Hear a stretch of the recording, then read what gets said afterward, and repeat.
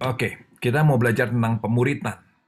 Apa sih pemuritan itu? Nah, buat ibu-ibu, saya mau kasih sedikit eh, apa yang baru kemarin kami alami. Di sini ada seorang suami atau seorang rekan yang bertanya pada istrinya dan bagus sekali. Dia bilang, belajar aja terus, dia bilang itu. Terus mana prakteknya? Hari-hari ini setiap kita itu banyak dan semangat ikut kelas. Setiap kita tuh kayaknya ikut kelas dan merasa kita semua kelas kita ikutin. Saya sendiri ikut sekolah Alkitab yang kedua kali saya ambil sekolah Alkitab yang kedua. Jadi dan saya menikmati sekali juga. Cuma pertanyaan orang ini betul juga ya. Belajar aja terus, mana prakteknya? Mana prakteknya? Kita belajar banyak tapi kita perlu lihat apakah kita praktekin nggak? Karena apa yang kita pelajari kalau nggak kita praktekin, akhirnya nanti akan membuat kita salah arah dalam kekristenan kita. Pemuritan itu bukan tentang ikut kelas, tapi tentang berbagi hidup. Kalau kita mau bahas apa sih pemuritan itu? Pemuritan itu bukan ikut kelas, tapi tentang kemauan untuk berbagi hidup. Waktu saudara mau berbagi hidup dengan yang lainnya, saudara mulai mau sharing, mau apa, disitulah pemuritan mulai terjadi. Tapi tanpa berbagi hidup, maka kelas cuma memindahkan pengetahuan aja, memindahkan pemikiran saja. Pemuritan bukan sekedar menambah pengetahuan, tapi perubahan sikap hati. Itu yang harusnya kita kejar. Apakah sikap hati kita berubah nggak? Atau cuma pengetahuan aja yang bertambah? Ya. Dan untuk mengadakan perubahan sikap hati, maka yang diperlukan ini. Perlu waktu pasti. Perlu waktu. Jadi gini, nggak bisa habis ikut kelas langsung kita jadi eh, kasarnya jadi selesai ikut kelas, kita langsung bisa berubah banyak hal. Biasanya nggak begitu.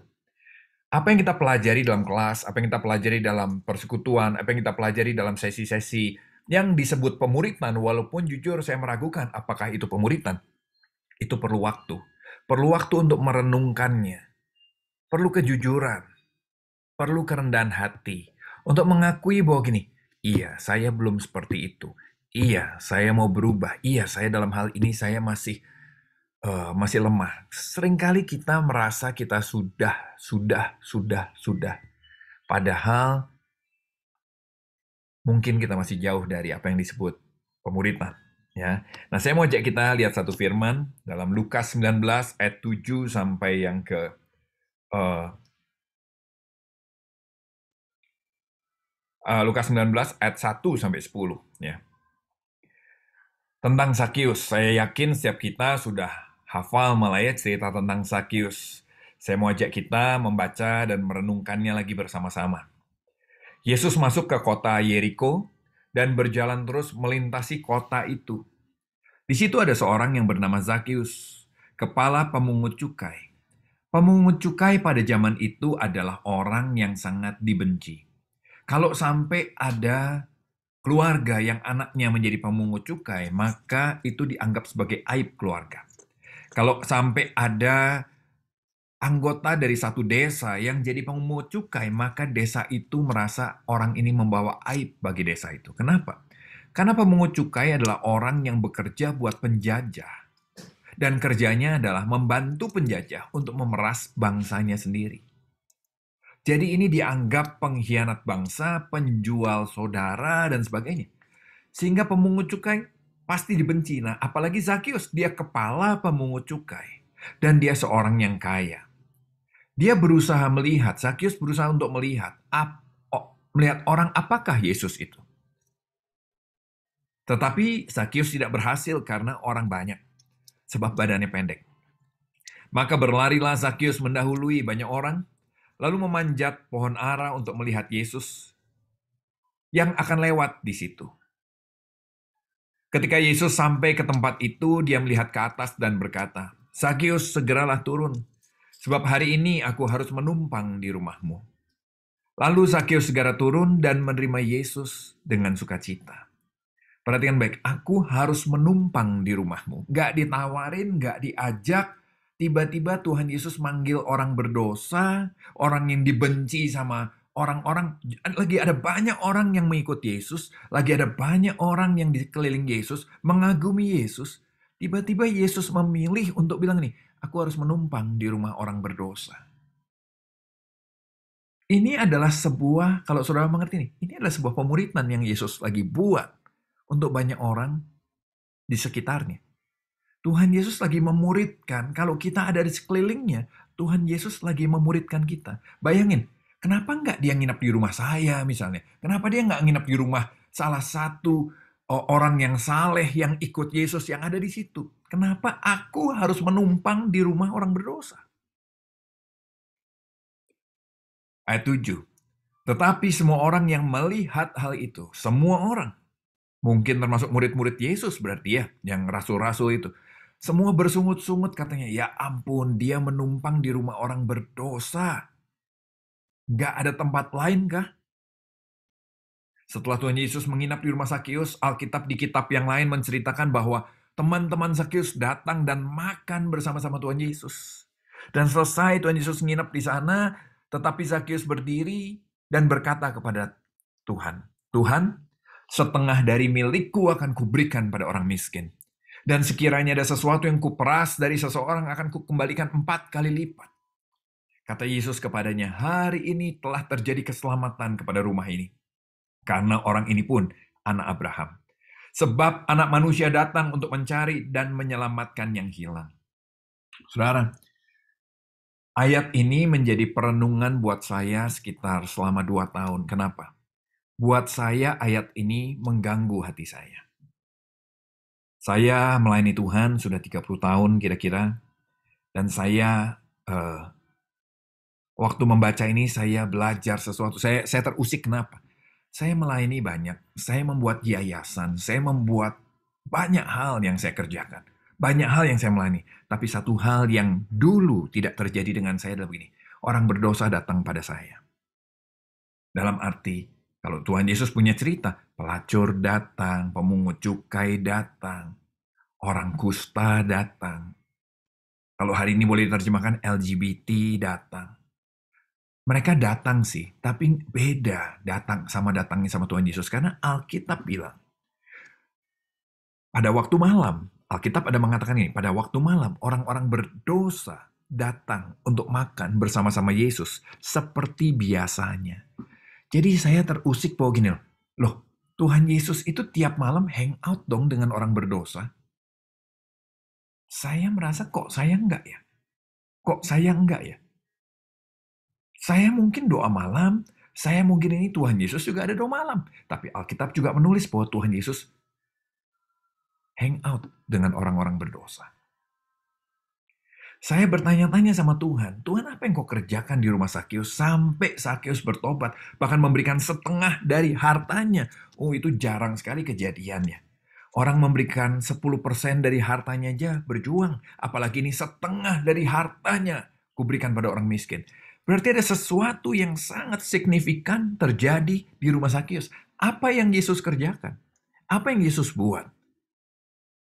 Saya selalu berdoa tuh, seandainya lebih banyak mujizat terjadi lewat hidup saya. Pasti orang berdosa akan mudah sekali bertobat. Seandainya Tuhan memberikan kuasa yang lebih besar, maka ada banyak orang berdosa akan lebih mudah bertobat. Saya bergumul sampai 2 tahun kemudian tiba-tiba sesuatu Tuhan bukakan di hati saya.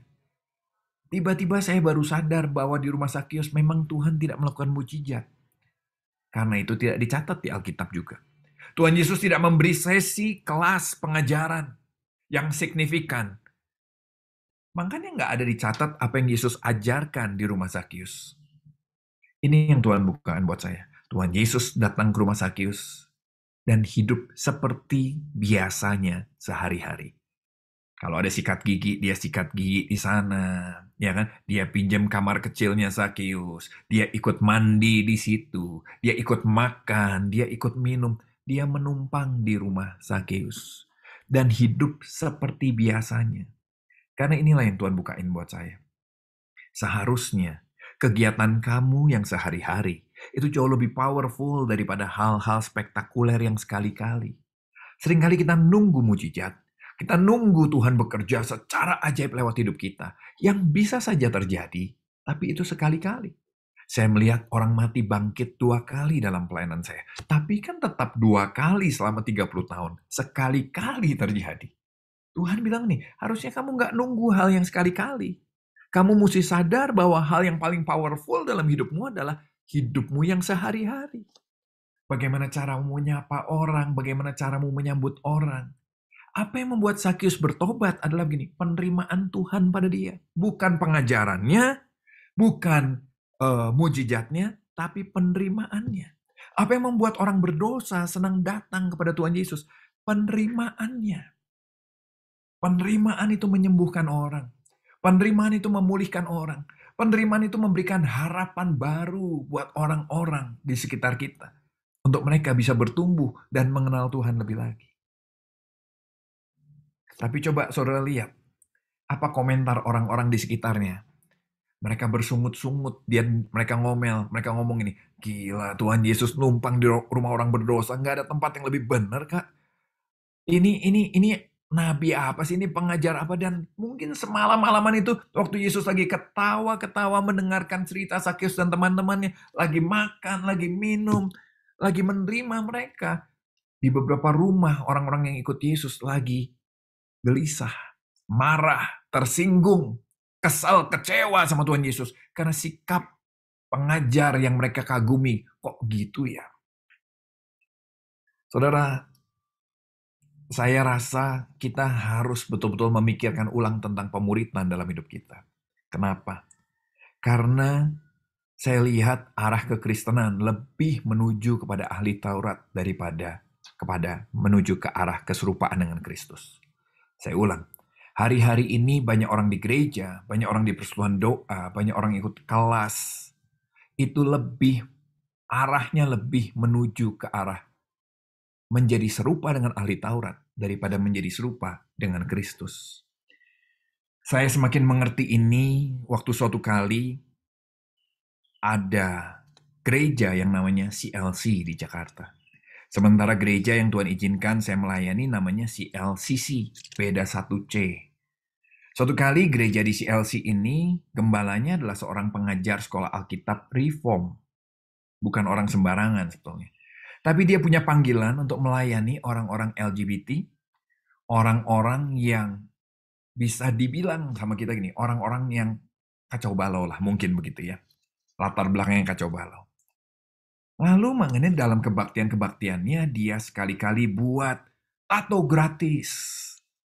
Terus dia pernah, karena dia mau melayani teman-teman LGBT, dia izinkan beberapa anggota LGBT untuk menari di situ. Waduh, itu saudara yang menghujatnya luar biasa. Siapa yang menghujat gereja-gereja? Mencerca, mencela, menghujat, menyesat-nyesatkan. Kok saya bisa tahu? Karena banyak yang salah alamat ke arah saya. Mereka pikir saya orangnya. Jadi udah jelas salah orang pun tetap dicerca tanpa bertanya. Saya pilih diam aja sih. Saya nggak jawab karena saya juga bukan orang media. Saya biar, tapi saya memperhatikan dan saya sedih sekali melihatnya. Wow, begini ya gereja itu. Waktu ada temannya punya panggilan khusus untuk melayani golongan-golongan yang sulit untuk dijangkau. Nggak banyak orang yang mau melayani seperti dia. Kita bukannya mendukung, kita bukannya memberi semangat, kita bukannya jadi supporter, tapi justru kita yang menjatuhkan dia, kita yang menyerang dia, kita yang mencela dia, kita yang bersungut-sungut di belakang dia. Sampai gembala ini down, saya tahu dari teman saya. Dia down. Di situ saya melihat, wow, sesulit itu ya untuk kita menerima. Belum orang berdosanya, baru orang yang mau melayani orang berdosa aja kita nggak terima. Baru ada gereja yang mau melayani orang berdosa aja kita nggak bisa terima. Belum orang berdosanya. Saya lihat nih, kalau gitu, kalau kita ada di zaman Tuhan Yesus, jangan-jangan kita termasuk di antara orang-orang yang marah, mau melempari batu Tuhan Yesus, bersungut-sungut. Bahkan mungkin kita termasuk orang yang bilang ini, udah salibkan aja lah, dia bikin kacau nih. Merusak kekristenan, salibkan saja dia. Coba saudara sekali lagi saya bilang begini, bahwa ini perlu waktu, perlu perenungan, perlu kejujuran, dan perlu kerendahan hati. Pemuritan perlu ini semua.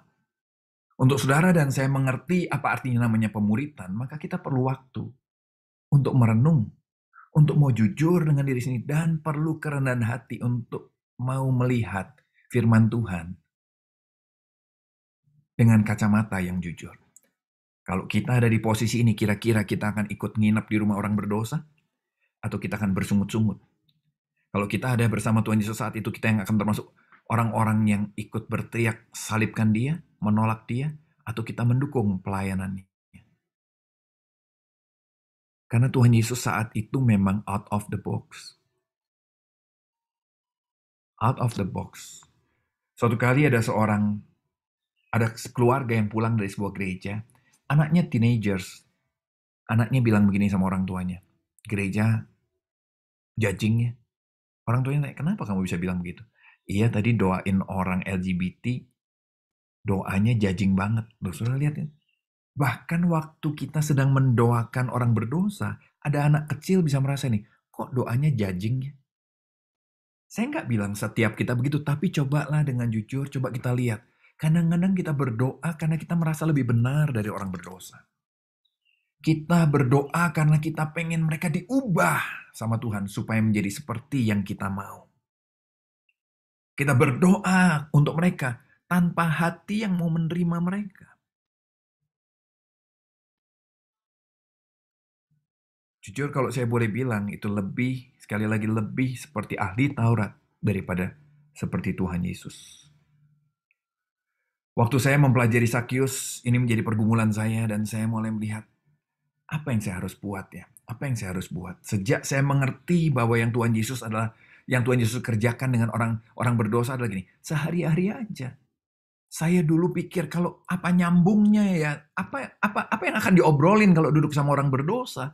Kalau mereka cerita yang porno-porno saya nggak ngerti, nggak ngikutin. Kalau mereka cerita ke kanan saya nggak ngikutin. Kalau mereka begini bercandanya saya juga nggak ngikutin. Saya bisa susah ketawa. Saya pikir, wow, betapa asiknya. Kalau Tuhan Yesus ngapain ya? Ternyata Tuhan Yesus bisa. Di situ yang saya mau belajar untuk menjadi murid dari Tuhan Yesus. Dan saya mulai belajar untuk belajar menerima dulu. Sikap hati yang berubah dulu. Mau menerima orang-orang yang memang diterima sama Tuhan Yesus. Perhatikan baik. Saya perlu belajar untuk menerima orang-orang yang memang mau diterima oleh Tuhan Yesus. Tuhan Yesus nggak pernah keberatan menerima orang berdosa. Saya keberatan. Saya harus belajar untuk menerima mereka. Suatu kali ada banyak cerita sampai akhirnya salah satu sel grup kami itu ada satu sel grup yang murni 100% isinya LGBT. Berpasang-pasangan. Yang mau mengajak mereka nanya dulu, bener nih Pak Andi, bener yakin kita bisa terima sih Bang? Terimalah. Kalau Tuhan Yesus ada di sini, kira-kira Tuhan Yesus usir mereka? Tuhan Yesus tolak mereka? Atau Tuhan Yesus terima mereka? Semua sepakat bahwa pasti Tuhan Yesus terima. Kalau Tuhan Yesus terima, kita pun harus belajar jadi muridnya untuk menerima mereka. Terus ngapain? Saya juga bingung, saudara. Yang saya lakukan apa? Saya melakukan apa yang sehari-hari. Apa yang sehari-hari dengan mereka. Ngobrol, cerita, dengar cerita mereka, ketawa. Sebab itu yang Tuhan Yesus lakukan dengan Zakius. Dan itu yang mengubah Zakius. Pemuritan itu bukan sebuah tindakan sekali-kali, saudara. Tapi pemuritan adalah a lifestyle. Itu adalah sebuah gaya hidup. Bukan sekedar tindakan sekali-kali. Bukan program. Tapi itu sebuah gaya hidup. Bahwa hidup kita selalu mau dimuridkan, selalu mau belajar, dan selalu mau berbagi hidup dengan orang lain. Bukan berbagi pengetahuan. Gampang banget kayak saya sekarang ini. Saya seperti sekarang kalau menurut saya bukan pemuritan, saya cuma khotbah. Saya ngomong tata-tata selesai, bye-bye. Tapi berbagi hidup itu seperti Tuhan Yesus dengan murid-muridnya. Dia berbagi hidup. Dia tertawa bersama, menangis bersama, lapar bersama, kenyang bersama. Bahkan satu film Jesus menggambarkan dia main air bersama. Cepret-cepretan, maaf saudara ngerti nggak ya di Bandung cepret-cepretan, siram-siraman air bersama. Discipleship is not an act, but a lifestyle. Itu sebuah gaya hidup. Dan ini yang seringkali kita coba gantikan dengan apa? Dengan kelas. Dengan kelas. Oh, saya sudah ikut pemuritan. Ya. Coba saudara renungkan baik-baik ke arah mana kita ini sedang berjalan. Kenapa? Karena goalnya penting. Goalnya penting dalam pemuritan itu. Alkitab bilang dalam Roma 8 ayat 28-29. Ini goal dari pemuritan. Kita tahu sekarang bahwa Allah turut bekerja dalam segala sesuatu untuk mendatangkan kebaikan bagi mereka yang mengasihi Dia, yaitu bagi mereka yang terpanggil sesuai rencana Allah. Nah, Roma 8 ayat 28 sering jadi ayat favorit buat banyak orang. Kita hafal luar kepala. Kita tahu sekarang bahwa Allah turut bekerja dalam segala sesuatu untuk mendatangkan kebaikan bagi mereka yang mengasihi Dia. Amin. Oh, jadi kita berdoa proyek kita goal, kita berdoa supaya keluarga kita mendapatkan diberkati, dijagai semua bagi mereka yang terpanggil sesuai dengan rencana Allah. Amin. Kita potong di situ, kita nggak mau lanjutkan di ayat 29. Padahal penjelasan dari apa yang dimaksud dengan terpanggil sesuai dengan rencana Allah adalah di ayat 29. Sebab semua orang yang dipilihnya dari semula, ini dia rencana Allah, dipilihnya dari semula. Mereka juga ditentukannya dari semula. Untuk apa? Untuk menjadi serupa dengan gambaran anaknya. Ini adalah goal dari pemuritan. Ini adalah goal dari kita mengikut Yesus. Ini adalah goal kenapa Tuhan bilang dia akan turut bekerja dalam segala sesuatu. Dia akan turut bekerja dalam segala sesuatu bukan supaya proyek kita goal, bukan supaya keluarga kita dijagai, tapi sebetulnya konteksnya sama sekali nggak ke sana. Sebetulnya sama sekali nggak boleh diterjemahkan ke sana. Konteksnya bicara, dia turut bekerja dalam segala sesuatu untuk membuat kita semua menjadi seperti Kristus. Jadi kalau saudara lihat dalam proses pemuritan, dalam proses pelayanan, kita pasti akan dikecewakan. Saudara setuju? Tahukah bahwa Allah yang sedang turut bekerja dalam segala sesuatu untuk mengizinkan hal-hal yang terjadi di sekitar kita membuat kita tersinggung. Kenapa? Sebab waktu saudara tersinggung, disitulah saudara perlu belajar menjadi seperti Kristus untuk rendah hati dan memaafkan orang yang menyinggung saudara. Saya mau cerita sama saudara ya. Saya ini merasa saya hamba Tuhan yang tulus dulu. Saya ini dikenal sebagai hamba Tuhan yang tulus. Saudara boleh tanya sih. Itu mungkin bisa jadi reputasi saya lah. Dan tanpa sadar saya bangga dengan hal itu. Tanpa sadar saya mengaminkan hal itu dengan cara yang sembrono. Suatu kali saya masuk sebuah gereja, sebelum Tuhan izinkan saya membangun CLC sini, saya ada di sebuah gereja selama 11 tahun. Di gereja itu saya berdoa betul, saya diajak gabung untuk membangun gereja ini. Di gereja itu saya berdoa, Tuhan, apakah Tuhan mau saya melangkah ke sini? Jelas sekali, Tuhan taruh di hati saya harus di situ dan Tuhan akan memakai saya, Tuhan akan bekerja dengan luar biasa. Wih, semangat saya. Begitu saya masuk, ternyata di dalamnya ada banyak kekacauan, di dalamnya ada banyak politik, di dalamnya ada banyak permainan yang membuat saya menjadi korban politik. Saya ditusuk dari belakang, saya dikhianati, saya difitnah, saya semua. Bahkan saya dibilang nih, saya ini pengusaha juga, ibu-ibu. Saya juga seorang pengusaha, dan saya tidak minta ambil gaji dari gereja sampai hari ini. Saya tidak ambil, tapi saya bisa diisukan, saya korupsi. Sampai saya bilang sama pendeta seniornya, saya juga gembala di situ, tapi ada pendeta senior, saya bilang, Pak, kan Bapak tahu kondisi keuangan kita, sistem keuangan kita tuh sangat bagus.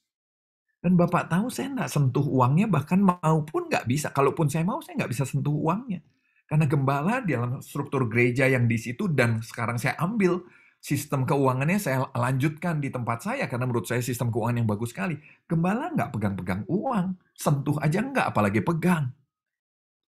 Saya bilang, kan Bapak tahu Pak, bahwa kita nggak mungkin sentuh uang itu. Sekarang Bapak dengar kan, ada isu-isu bahwa saya korupsi. Tolong diluruskan lah Pak. Dia cuma senyum, dia nggak senyum, dia ngangguk-ngangguk, dan tidak meluruskan isu itu. Dengan sengaja, isu-isu dilempar terus, ada banyak isu untuk merusak nama baik saya. Kenapa? Karena memang tujuannya saya mau disingkirkan dari situ, dan supaya jangan mempengaruhi, jangan bikin gejolak di tengah-tengah jemaat. Mungkin buat beberapa saudara mungkin, "Hah, masa sih di gereja itu terjadi?" Mungkin kalau saudara bertanya begitu, saudara baru gabung gereja beberapa tahun kali ya. Kalau saudara sudah lama di gereja, maka saudara sudah tahu bahwa ini hal biasa yang terjadi di gereja sih. Makanya saya bilang kita perlu memikirkan betul-betul tentang pemuritan. Pelayanan ini, pelayanan saudara ini juga perlu memikirkan betul-betul tentang pemuritan. Karena lihat apa jadinya dengan gereja. Nah, di dalam saya saat itu saya masih umur 30, saudara. Sekarang kan saya umurnya 32 ya. Canda sih. Saya umur 30, saya dalam kemudaan saya marah, saya tersinggung, saya marah sama Tuhan. Saya bilang begini, "Tuhan, ini apa-apaan? Kok gereja kayak begini? Aku ini tulus loh. Aku ini mau melayani tulus. Kenapa Tuhan nggak bikin jalanku mulus? Aku mau tulus, kenapa kok jalanku nggak bisa lurus? Kenapa banyak orang yang licik malah diizinkan jalannya lebih mulus?" Saya marah sama Tuhan, saya kecewa. Saya sempat maki-maki Tuhan, saya sempat bilang saya nggak percaya ada Tuhan, saya sempat maki-maki Tuhan. Kapan-kapan nanti, jangan saya cerita sekarang, waktunya mungkin nggak cukup. Saya sampai maki-maki Tuhan, saya sampai tantangin Tuhan, kalau Engkau memang ada, bikin saya masuk neraka sekarang. Sekarang Tuhan, nggak usah nanti, sekarang. Sebab menurut saya engkau nggak ada. Karena kalau engkau ada, gereja nggak mungkin berantakan kayak gini. Ini kan tubuhmu. Ini kan engkau pemimpin, engkau kepala gereja. Ini kacau banget ini bisa begini. Ini Tuhan kacau ini. Saya maki-maki Tuhan, saya tantangin Tuhan. Sampai singkat cerita, dalam waktu 1 tahun, 1,5 tahun, tiba-tiba Tuhan buat saya bertobat lagi lewat sebuah lagu. Lewat sebuah lagu saya bertobat. Di situ saya tiba-tiba menangis dan saya tahu walaupun saya nantang-nantang Tuhan, walaupun saya kurang ajar sama Tuhan, kasihnya nggak pernah berubah sama saya. Saya bisa lihat bagaimana Tuhan itu, mungkin malaikat-malaikat saat itu sudah kesel sekali sama saya. Mungkin malaikat-malaikat saat itu udah pengen bikin saya disambar geledek dan sebagainya. Tapi mungkin juga Tuhan yang bilang sama malaikat-malaikat, "Sudah enggak apa-apa, tenang, sabar. Anakku lagi bete aja." Mungkin malaikat bilang protes, tapi dia maki-maki engkau, dia nggak hormat sama engkau, dia ngaco Tuhan hidupnya, dia sengajain bikin engkau marah. Tapi Tuhan tetap bilang ini, no. Anakku lagi bete aja. Dia tunggu 1,5 tahun dengan sabar. Untuk pendetanya yang kurang ajar ini. Dia tunggu 1,5 tahun. Untuk kemudian satu kali dengan satu lagu aja, dia lembutkan hati saya lagi. Lagu itu bunyinya gini, "Kembalilah anakku sayang, ingin aku cepat kau pulang. Di rumah telah kusiapkan pesta untuk menyambut engkau datang kembali." Saya di mobil tiba-tiba nangis. Saya ke pinggir jalan dan saya bilang ini, "Aku pulang Tuhan, aku pulang. Aku mencabut semua perkataanku, aku minta ampun untuk semua kekurangan ajaranku. Aku pulang Tuhan." Itu pertobatan yang kesekian kali. Tapi yang saya mau cerita adalah begini. Setelah itu, saya protes sama Tuhan. Tuhan, ini jujur saya ngomongnya. Kenapa pendeta-pendeta yang kayak begini-begini nggak masuk neraka aja? Yang begini-begini loh Tuhan, yang bikin gereja nggak bisa maju. Yang gini-gini loh Tuhan, yang bikin gereja kacau balau. Dan ini jawaban Tuhan. Andi, kalau mereka masuk neraka, masalahnya aku harus adil. Kamu juga masuk neraka. Karena dosa kamu lebih besar daripada mereka. Mereka minimal, mungkin mereka seperti yang kamu komplain, tapi minimal mereka nggak pernah maki-maki aku seperti kamu. Minimal mereka nggak pernah kurang ajar sama aku seperti kamu. Kamu kurang ajar. Jadi kalau mereka masuk neraka dan aku harus adil, engkau juga masuk neraka. Terus Tuhan bilang ini, boleh nggak? Sama seperti aku mengampuni mereka. Sama seperti aku mengampuni kamu, aku juga mengampuni mereka. Sama seperti aku sabar sama kamu, boleh nggak aku sabar sama mereka? Saya menangis di situ dan saya bilang, boleh Tuhan, boleh. Terus suatu kali, saya 11 tahun di gereja itu saudara. Itu tahun pertama yang saya cerita. Dan saya masih ada 11 tahun. Kenapa kok saya ada di situ selama 11 tahun? Kenapa saya nggak keluar? Karena tadi ini yang Tuhan bilang. Waktu saya bilang, Tuhan saya kan sudah berdoa untuk masuk gereja ini. Dan engkau bilang, ya, kenapa jadinya kayak begini?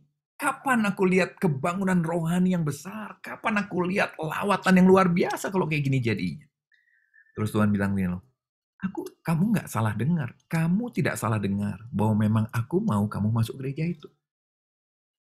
Yang masalah adalah goal kamu dan goalku berbeda. Tujuanmu dan tujuanku berbeda. Aku pengen kamu. Aku ingin membentuk kamu menjadi serupa dengan gambaran Kristus. Kamu pengen menjadi pendeta terkenal. Wah, saudara. Ingat baik tadi saya mulai dengan ini. Saya merasa saya pendeta yang tulus. Saya dianggap orang tulus. Tapi kenapa 11 tahun saya nggak mau keluar dari sana? Kenapa? Karena disitulah saya dibuat sadar. Banyak hal yang tersembunyi di hati saya dibongkar Tuhan di situ. Lewat orang-orang yang saya anggap tidak pantas masuk surga tadi. Lewat orang-orang yang saya anggap betul-betul jahat tadi. Ternyata mereka bukan jahat. Ternyata mereka sedang ada dalam rencana Tuhan. Tuhan sedang turut bekerja dalam segala sesuatu. Membuat kami dalam satu pelayanan. Untuk Tuhan izinkan semua itu terjadi. Untuk membongkar banyak ketidaktulusan di hati saya. Sudah terlalu banyak orang memuji saya. Sampai saya nggak bisa sadar betapa saya ini bulus. Saya bilang segala kemuliaan bagi nama Tuhan. Padahal yang dimuliakan nama saya. Yang jadi besar nama saya. Suatu kali saya difitnah lagi. Dan saya sakit hati. Saya marah sekali dan saya bilang, Tuhan, saya sakit hati. Terus Tuhan, kenapa kamu mesti sakit hati? Oh iya dong Tuhan, nama saya dijelek-jelekin. Kenapa kamu harus sakit hati kalau namamu dijelek-jelekin? Saya jadi kayak ngomong sama anak TK, saudara.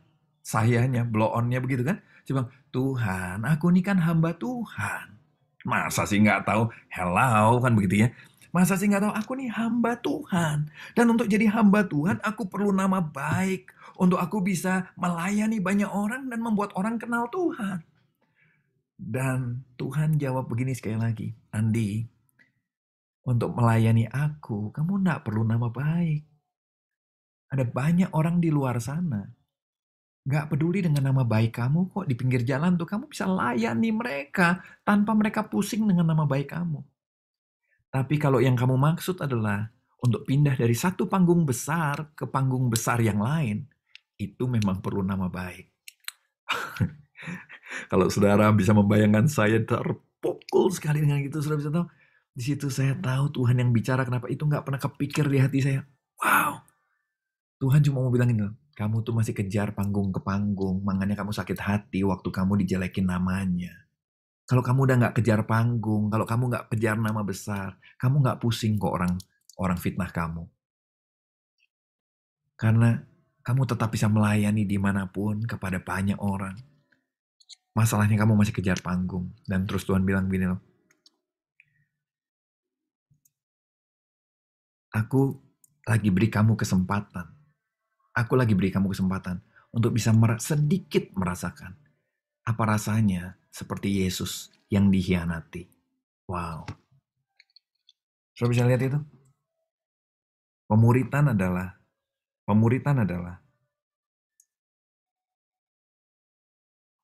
saya share screen lagi.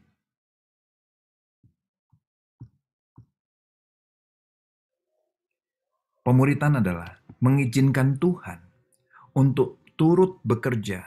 Mengizinkan ini pemuritannya.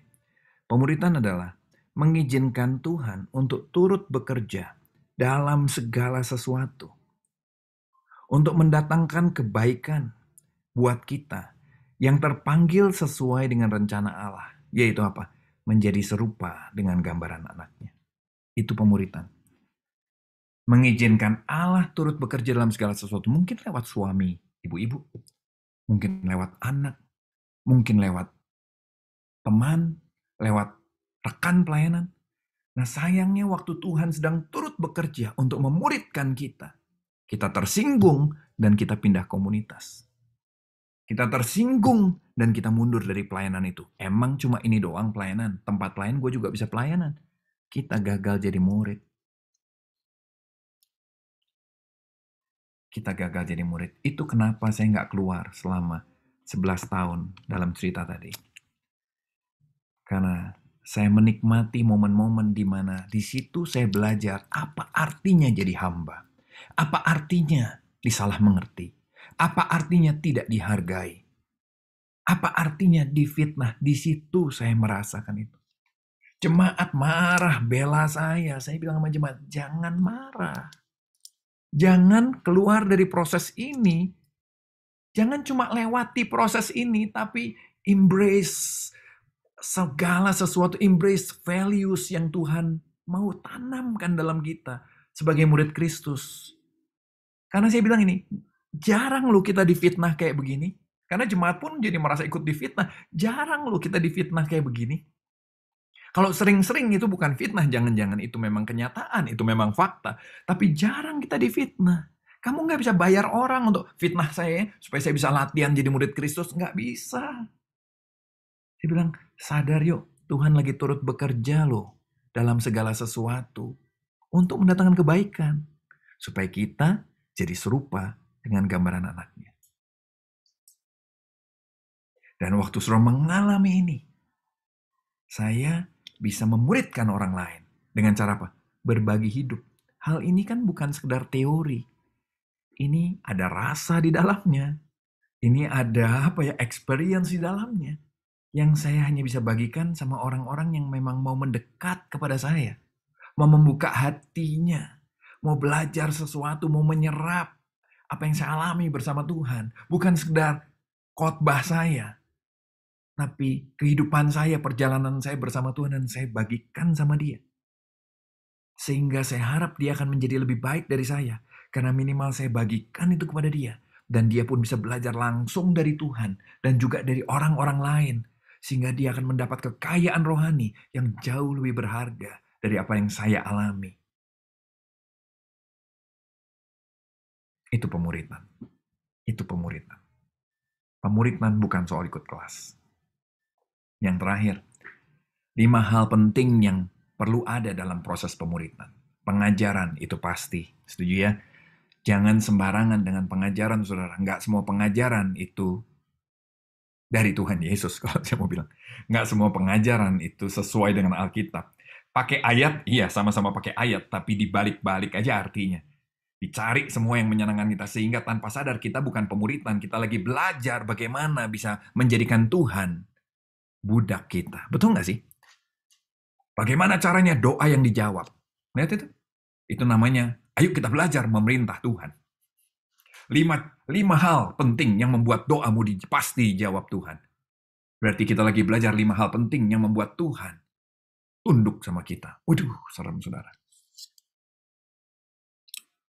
Ada pengajaran-pengajaran yang selalu membuat gini, aku, diberkati dan semuanya. Wow. Termasuk perpuluhan. Pengajaran perpuluhan harus banyak dirombak menurut saya. Karena pengajaran perpuluhan, saudara lihat ini, beri maka kamu akan diberi. Saudara lagi nganggap Tuhan kayak preman kan? Kalau kamu bayar uang keamanan, kalau ibu-ibu bayar uang keamanan, kok kamu, maaf ya ibu-ibu jangan tersinggung. Kalau ibu-ibu bayar uang keamanan, keluarga ibu-ibu dijaga. Kalau ibu-ibu bayar uang keamanan, karir ibu-ibu dijaga. Preman dong itu Tuhan.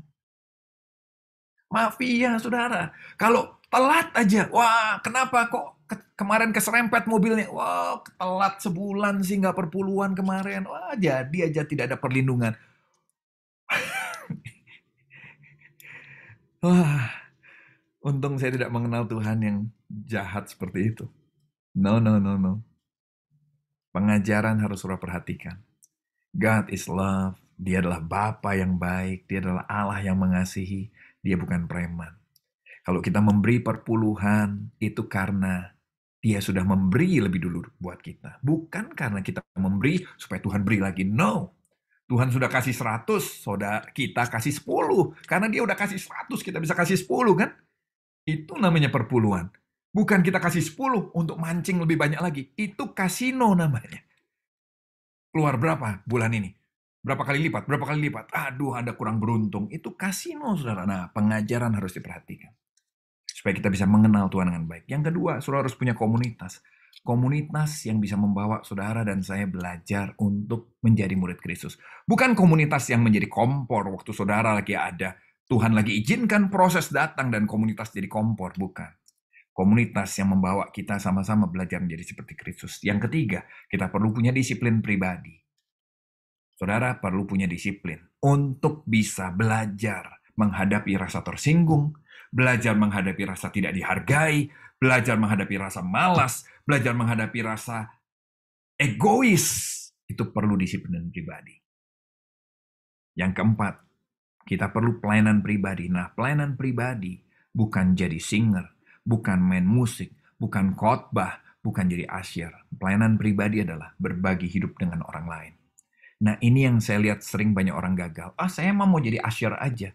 Coba baca di Alkitab, berapa banyak sih asyir disebut? Hampir nggak ada, saudara. Ya, hampir nggak ada. Malah saya rasa kok nggak ada sebetulnya. Terus kenapa kita ngotot dengan pelayanan-pelayanan yang tidak ada di Alkitab? Alkitab mengajarkan melayani jiwa, melayani pribadi. Kenapa kita nggak mau? Capek, memang capek. Makan hati, Pak, makan hati. Pengorbanan, Pak, pengorbanan. Disitulah saudara dan saya akan belajar menjadi murid Kristus. Emang Tuhan nggak capek melayani kita?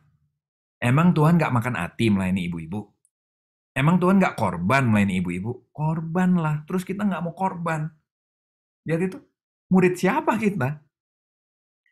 Apakah kita menuju menjadi seperti Kristus atau menuju seperti ahli Taurat? Saudara renungkan baik-baik, saudara renungkan baik-baik.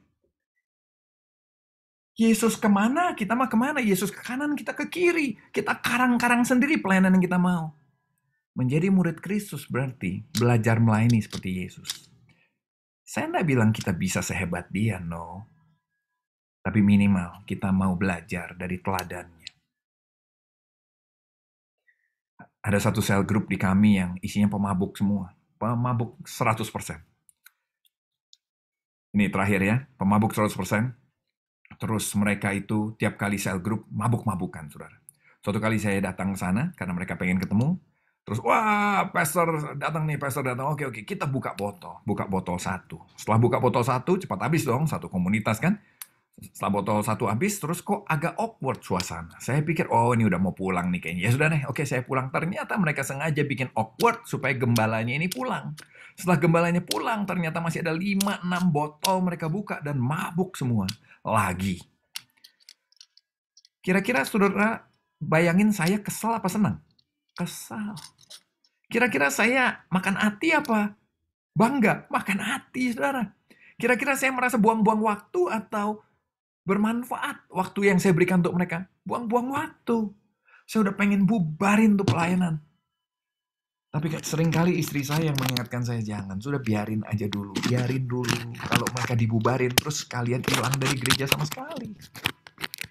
Saya biarin dan 7 tahun kemudian, mereka adalah orang-orang yang berdiri bersama-sama saya untuk melayani banyak orang yang lain. 7 tahun kemudian, mereka nggak mabuk-mabukan lagi. 7 tahun kemudian, mereka melayani bersama-sama. Bukan sebagai orang-orang yang alim-alim, bukan. Saudara jangan bayangin itu, mereka tetap orang-orang yang agak-agak selebor-selebor dikit begitu. Tapi lewat mereka bisa memenangkan banyak orang selebor lainnya. Pelayanan pribadi memang makan hati. 7 tahun. Pelayanan pribadi makan waktu, pengorbanan, makan rasa semua. Tapi bukankah itu yang Yesus buat? Yang terakhir respon, ini yang harus saudara perhatikan dalam segala perjalanan kita tadi yang saya bilang. Respon kita penting. Kecewakah kita? Mutungkah kita? Marahkah kita? Saya keluarinkah? Saya bubarinkah itu sel group? Dan sebagainya. Atau kita mau belajar merespon seperti Tuhan merespon. Kalau Tuhan saja sabar sama saya, kenapa saya tidak mau sabar sama orang lain? Kalau Tuhan saja terus memberi kesempatan kedua, ketiga, keempat, kelima, ke-600, ke-7.000 kepada saya. Kenapa saya nggak mau memberi kesempatan juga kepada mereka yang masih jatuh bangun, jatuh bangun, jatuh bangun? Kenapa saya memilih mengikuti ego saya daripada mengikuti, meneladani kasih Tuhan kita Yesus Kristus? Inilah pemuritan yang saya bisa share sama ibu-ibu. Semoga menjadi berkat dan membuat kita bukan cuma sekedar ikut kelas, bukan sekedar ikut persekutuan, tapi kita betul-betul mau mengizinkan Tuhan turut bekerja dalam segala sesuatu untuk menjadikan kita serupa dengan gambaran anaknya. Tuhan memberkati. Terima kasih ibu-ibu. God bless you. Terima kasih Pak Andi. Ya. Pak Andi boleh Pak Andi berdoa untuk ada impartasi ibu-ibu di sini, kita semua boleh memiliki hati yang mau memuridkan dan mau merangkul, juga mau menerima orang-orang di sekitar kita yang Tuhan taruh yang sebenarnya adalah untuk kita muridkan, tapi mungkin malah kita jauhi. Boleh kita doakan ini. Oke ya. Tuhan, terima kasih. Aku senang untuk dengan pelayanan ini, aku berdoa, berkati pelayanan ini, berkati ibu-ibu yang ada di dalamnya, buat kami boleh bertumbuh Tuhan, buat kami boleh belajar untuk jujur, belajar untuk merenungkan banyak hal, belajar untuk rendah hati mengakui bahwa kami mungkin masih belum menuju ke arah Kristus. Kami sibuk dengan ego kami sendiri, kami sibuk dengan keinginan kami sendiri, kami ingin melakukan sesuatu yang kami suka sendiri. Kami belum memikirkan apa yang Tuhan mau dalam hidup kami. Karena itu aku berdoa di dalam nama Yesus. Aku minta Roh Kudus bekerja di hati kami. Tidak ada orang yang bisa membuat hati kami lembut. Tidak ada yang bisa membuat hati kami berbalik ke arah-Mu. Kecuali Roh Kudus sendiri yang menjamah kami. Aku berdoa berkati ibu-ibu di tempat ini Tuhan. Berkati dalam nama Yesus. Berkati supaya lewat pelayanan ini keluar banyak murid-murid Kristus. Sehingga suatu kali orang bisa melihat ibu-ibu dan orang boleh bilang ini, Ibu kok seperti Kristus sih? Amin. Ibu kok seperti Kristus sih? Ibu nggak perlu banyak ngomong. Ibu nggak perlu banyak promosi. Orang kan bilang nih, Ibu kok seperti Kristus? Aku berdoa Tuhan, mampukan itu terjadi. Dan biarlah lewat hidup ibu-ibu ini ada banyak jiwa boleh dijangkau. Ada orang-orang berdosa boleh dijangkau. Buat kami tidak pernah menjadi seperti ahli Taurat. Tapi buat kami menjadi seperti Kristus. Di dalam nama Yesus, aku minta berkat-Mu atas ibu-ibu. Dalam nama Yesus kami berdoa. Amin. Amin, Pak Andi. Luar biasa ya. Boleh saya sambung sedikit, Pak? Saya mau sharing. Jadi saya merasakan ini adalah isi hati Tuhan ya. Tuhan mau kita melakukan seperti ini. Kenapa? Saya waktu setelah pencurahan Roh Kudus ya, setelah kenaikan Tuhan Yesus. Nah, saya berdoa bersama satu komunitas orang-orang yang ada di praktisi hukum. Kita berdoa selama 10 hari, terus setiap malam menantikan pencurahan Roh Kudus sampai hari Pentakosta, dan kita minta pesan Tuhan.